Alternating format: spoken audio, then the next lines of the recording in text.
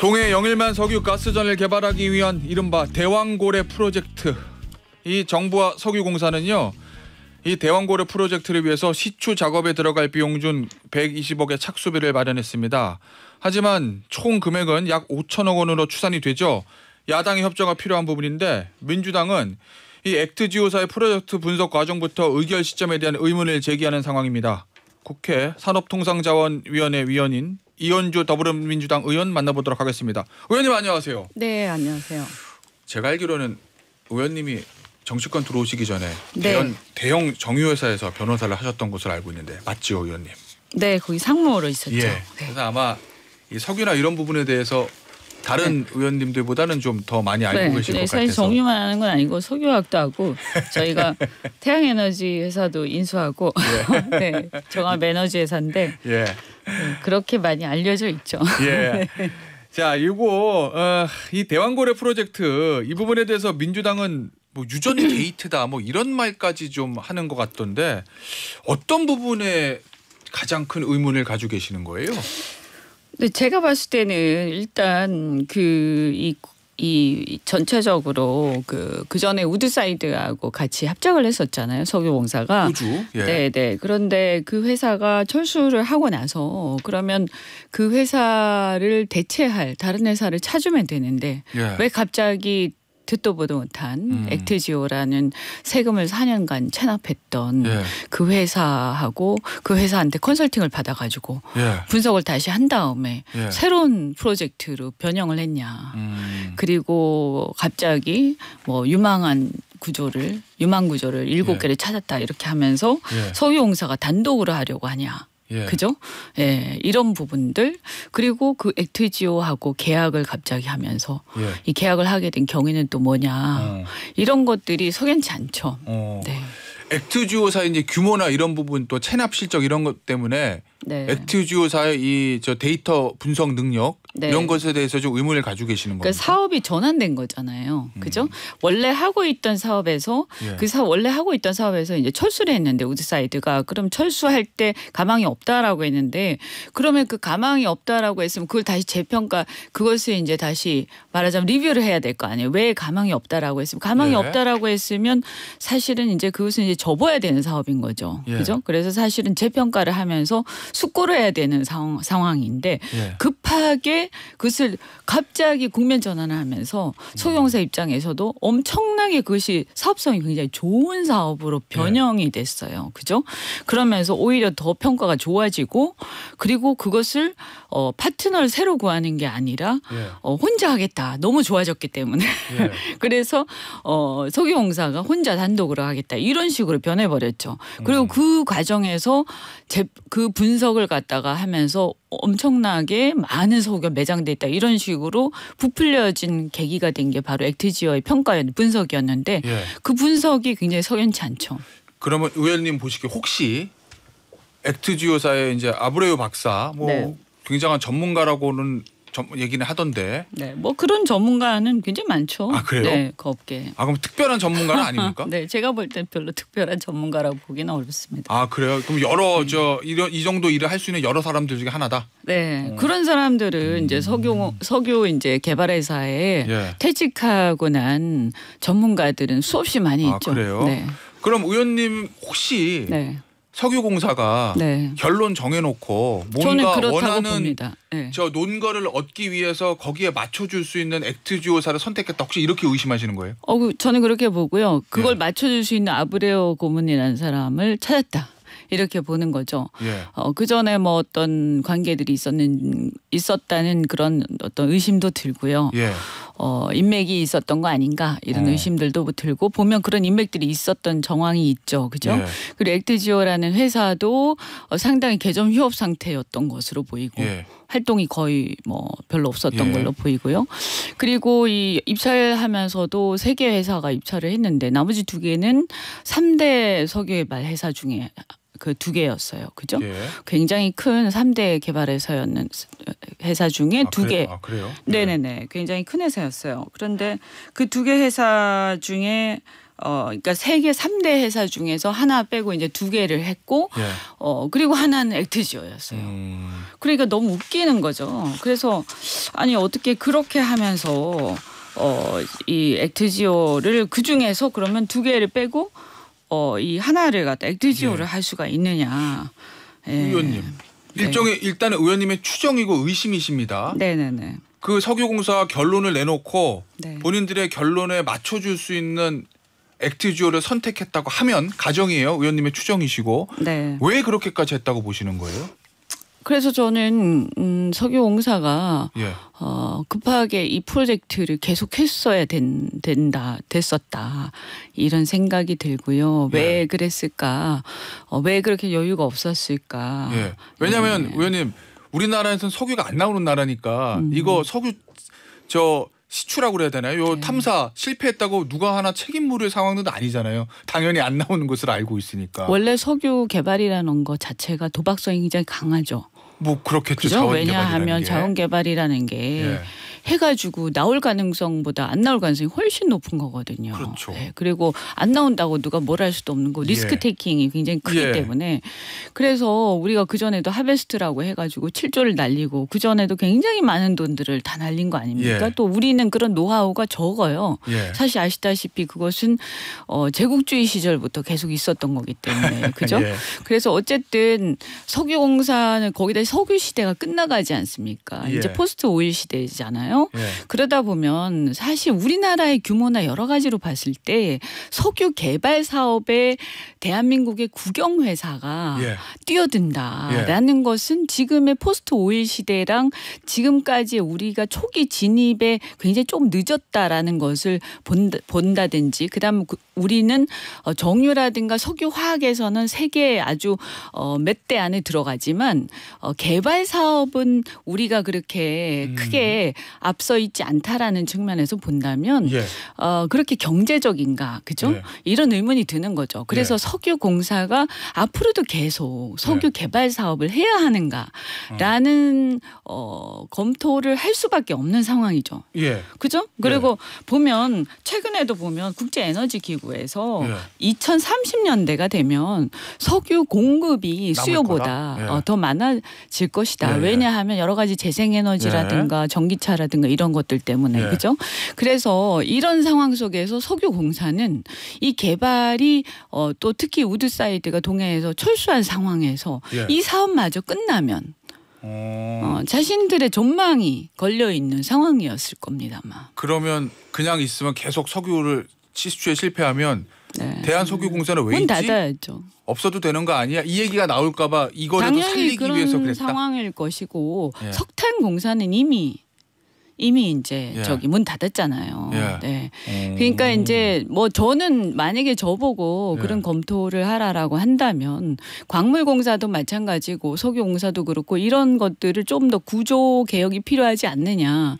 이런 아마 의견 같은 것들 이런 검토 이런 게 필요하지 않은 전반적으로 대한민국의 공사와 관련해서 70년대 생겼던 공사들이 앞으로 어떻게 효율적으로 갈 것인가 이런 것들이 아마 공론화가 필요하다라는 얘기들이 있을 거거든요. 어쨌든 의원님은 대한석유공사가 본인들의 조직의 존망 이게 걸려있는 문제이기 때문에 이 사업을 살리기 위해서 액트지오와 좀 일종의 짜고 쳤을 수도 있다.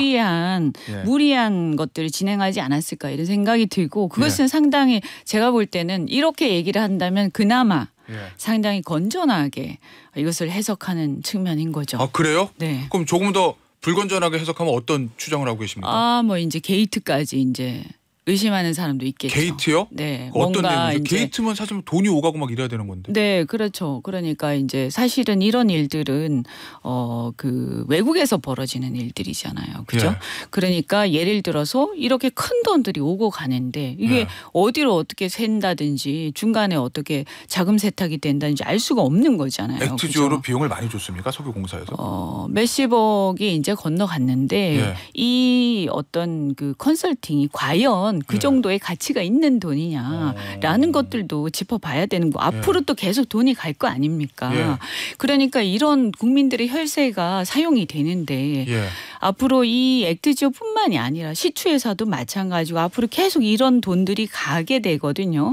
그러면 여러 회사들이 관여가 돼요. 그래서 수천억, 수조가 쓰인단 말이죠. 뭐 일단 시추공 하나에 1,000억씩 5개 하면 5천억 얘기는 그래서 하니까. 이런 사업들은 우리가 이렇게 관심을 가졌으니 망정이지 그냥 관심 없이 지나갔으면 그냥 세워라 가거라 하면서 한 10년 동안 어떻게 쓰이는지도 모르고 그냥 갈 수도 있는 거죠. 의원님 뭐 한때 이거 대통령이 발표하면서 주식시장도 들썩들썩했었고. 네, 그럼요. 또 주식도 어떻게 될지 모르는 거고요. 그러면 이 개발 과정에서 많은 돈이 예산이 소요되는 거잖아요. 거기서 부정한 이익을 보고자 하는 세력이 있다 이렇게 있을 수 의심하시는 있는 거예요? 거죠. 충분히. 그리고 이런 사업들은 여러 나라의 여러 세력들이 끼기 때문에 그렇지 않은 사람도 있을 수 있으나 그런 사람도 충분히 있을 수 있고 그런 세력도 충분히 있을 수 있고 온갖 나라의 온갖 사람들이 낄 수 있는 거죠. 처음에 대통령이 이제 국정브리핑 1호로 직접 발표했습니다. 대통령이 발표한 부분에 대해서는 어떻게 보세요? 저는 대통령도 그렇다라고 생각하는 사람도 있을 수 있으나 전 대통령은 잘 모르고 이렇게 대통령은 좀 무지해서 그럴 수 있다라고 생각하고요. 무지요? 네, 이런 이 어떤 석유공사나 이쪽의 어떤 시추 우리나라의 그동안의 하베스 사업이라든가 얼마나 이 문제들이 불거져 왔는지에 대해서 히스토리를 잘 모르는 상태에서 보고만 받고 덜렁 이렇게 발표한 것일 수도 있죠. 이 보고만 받고 추정하시는 거예요. 그러면은 이 석유공사라든지 산업부의 관료들의 잘못된 보고를 캐치하지 못하고 대통령이 발표했다 이렇게 보시는 거예요? 저는 산업부나 석유공사에서 충분히 보고하지 못했다라고 생각을 하고요. 부풀려서 보고를 했을 거다. 대통령이 그 다음 날 바로 발표했다고 한 거 아닙니까? 그 보도를 보면요. 그런데 사실은 1월 달에 의결을 했다는 거 아니에요? 이사회에서요. 이사회에서 1월 달에 시추를 의결을 했다는 거거든요. 석유공사가 1월에 탐사 시추를 의결한 내용이 확인이 됐고 그리고 대통령의 시추 계획 승인은 지금 한 6월이 거의 다 돼서니까 6개월이 시차냈습니다. 그러니까 이게 말이 되느냐는 거죠. 그러면 그들이 대통령한테 보고를 할 때 이미 시추 계획 의결이 다 된 상태다라고 얘기를 했었어야죠. 근데 대통령이 이번에 발표할 때 보면 마치 의결한 것이 제대로 보고가 안 된 거 아닙니까? 그러니까 승인한다는 이런 얘기를 하신 거죠. 그럼 6개월 동안 석유공사에서 숨겼다 대통령에게? 저도 잘 모르죠. 어떻게 된 건지. 그런데 사실은 의결까지 다 끝난 거를 갖다가 대통령이 이제 와서 승인한 것처럼 지금 발표한 걸 보면 이것조차도 제대로 보고가 제대로 안 된 거잖아요.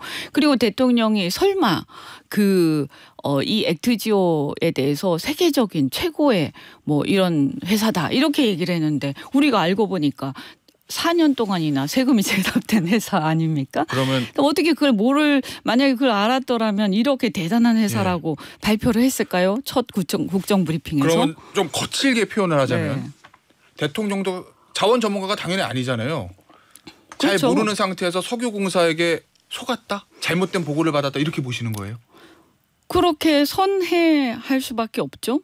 대통령은 선의를 가지고 있었으나 잘못된 보고에 해서 속아서 발표를 한 거다. 그렇게 우리가 이제 선회를 해드린다면 안 그러면 대통령이 같이 국민을 속인 겁니까? 알겠습니다. 야당에서는 이거 지금 산자위 열어서 예산 승인 안 해줄 수도 있다 이렇게 얘기를 하던데 왜냐하면은 지금 120억 정도는 마련이 돼 있다고 하는데 추가 자금이 없으면은 시추공 하나도 박을 수가 없는 상태잖아요. 그렇죠. 지금 보면요. 우드사이드가 철수하기 전에 잘 모르고 대충 평가도 제대로 안 하고 그냥 철수한 것이다. 이런 식으로 석유공사가 얘기를 했지만 알고 보니까 철수하기 전에 평가한 보고서가 있지 않았습니까? 그죠? 거기에 보면 그중에 2개 집계와 대계 이런 곳 같은 경우에는 평가를 했고 그 평가에 보면 경제성이 마이너스다. 이런 것까지 나와 있단 말이에요. 그리고 그중에 그 2개는 유망구조라는 그 새롭게 도출된 유망구조라는 7개 중에 2개란 말입니다. 예. 그러면 이 새롭게 도출된 유망구조 7개는 또 도대체 뭐라는 거냐. 그중에 2개는 마이너스라는데 예. 그 말이 안 되는 거예요. 이런 것들을 다 포함해서 예. 이게 다 규명이 되지 않고서는 예. 국민들이 혈세를 사용할 수가 없는 거죠. 어. 그러니까 100억이라고 얘기를 하지만 이것은 착수금인데 예. 착수금을 집어넣어 놓고 나머지 알겠습니다. 880억을 예. 국민 혈세를 거기에다가 인질처럼 예. 볼모로 잡힐 수는 없는 거 아닙니까? 예. 그렇죠? 그래서 이 착수금도 함부로 쓸 수 없는 거죠. 알겠습니다. 제가 봤을 때는. 자, 의원님. 네. 민주당 당내 얘기 좀 짚어볼게요. 어제 당원 개정이 다 의결이 네, 됐습니다. 일부 언론에서는 이재명 대표 연임을 위해서 꽃길 깔아주는 거 아니냐라는 좀 비판적인 시각도 좀 있는 것 같던데 네. 어떻게 보세요? 그런 시각, 그 시각은요. 어제 당원당규에서 핵심은 저는 원내대표하고 이제 국회직 예. 이런 것들의 당원 비율을 20% 예. 반영하는 거 예. 그거였다고 봐요. 오. 예, 예. 이재명 대표 예를 들면은 당 대표 네. 그러면 당 대표 저가 대선 나갈 때 1년 전에 사퇴하는 거 예외 규정 뒀잖아요. 그 부분은 어떻게 보세요? 그걸 가지고 이제 이재명 대표에게 꽃길 깔아주는 거 아니냐 이런 좀 시각들이 있는 것 같아서요. 저는 뭐 그게 그렇게 결정적이다 이렇게 보지는 않습니다. 뭐 연임을 하고 싶으면 하는 거고 하기 싫으면 안 하는 거고 예. 나가서 되면 되는 거고 안 되면 안 되는 것이지. 예. 그게 뭐 그 규정 때문에 나가서 연임이 되고 안 되고 그런 건 아니거든요. 아니 연임을 떠나서 사실은 민주당이 그동안 뭐 국민의힘도 마찬가지지만 당권 대권을 분리를 했었는데 그렇게 되면 당권 대권 분리라는 그 대원칙이 무너지는 거 아니냐라는 게 이제 그 규정- 일부의 시각인 것 같거든요. 그 규정 때문에 당권 대권 분리가 무너지는 건 아니죠. 그 규정 때문에. 네. 그 규정은 별로 큰 영향은 없죠. 그 규정 자체는. 네. 이재명 대표는 연임할 거로 보십니까? 저는 뭐 아직까지는 잘 모르겠는데요. 예, 전당대회 8월이죠. 네, 한번 두고 봐야죠. 음. 근데 뭐 연임 한다라는 분위기도 있었는데 예.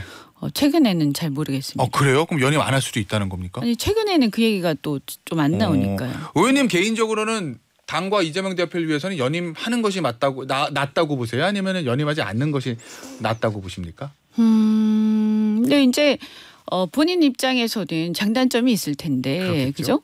그런데 문제는 딱히 어떤 두드러지게 예. 누가 이제 대안이 그러면 있느냐 이런 거는 좀 두고 봐야 되겠죠. 그러면은 대안이 없기 때문에 이재명 대표가 어쩔 수 없이 연임할 수도 있는 상황이 올 수도 있다. 그건 이제 두고 봐야 되겠죠. 네. 알겠습니다, 의원님. 오늘 인터뷰는요 여기서 마무리하도록 하겠습니다. 지금까지 네. 더불어민주당의 이현주 의원이었습니다. 의원님 감사합니다. 네, 고맙습니다.